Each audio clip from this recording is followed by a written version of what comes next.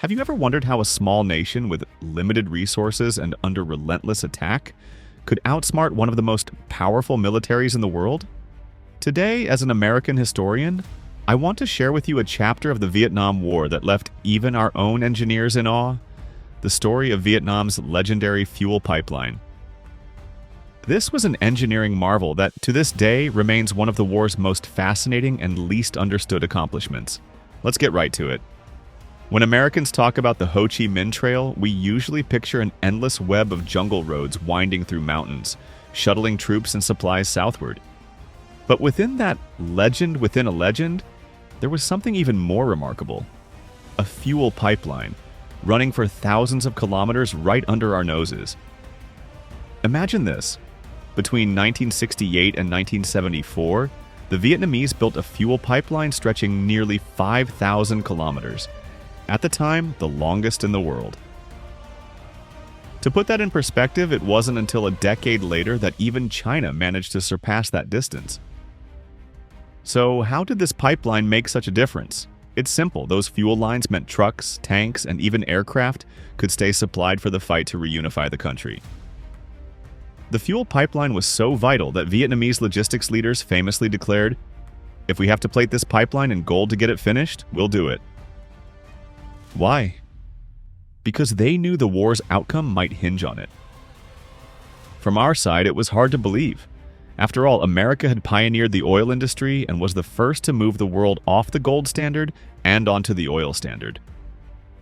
We understood better than anyone just how critical fuel was to any war effort. That's why US intelligence was obsessed with one question: how were North Vietnamese vehicles always fueled and ready?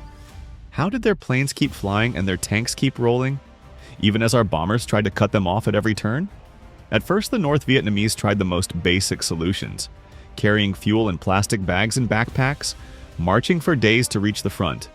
But this wasn't sustainable. Carrying a full load required huge manpower and was dangerous, causing casualties from fuel poisoning and even deaths during transport. Next, they tried using metal cans and floating barrels across rivers. But it was slow and inefficient. Supplies that took weeks to carry in would only last a couple of days. Necessity, though, is the mother of invention.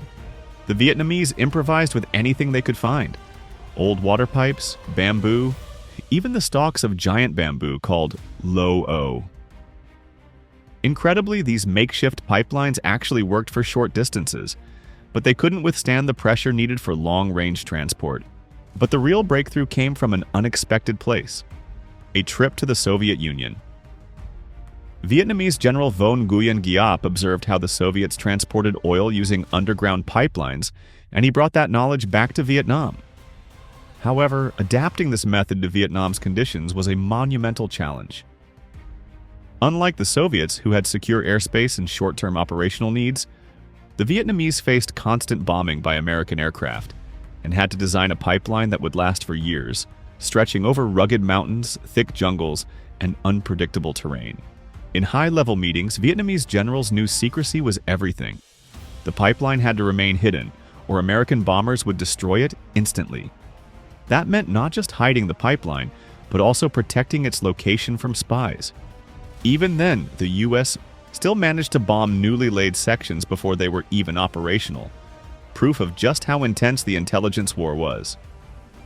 For every obstacle, the Vietnamese devised a solution.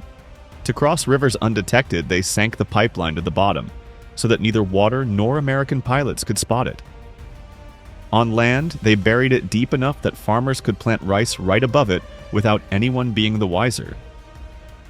In the mountains, they faced yet another challenge: how to pump fuel uphill for kilometers, sometimes rising over 1,000 meters.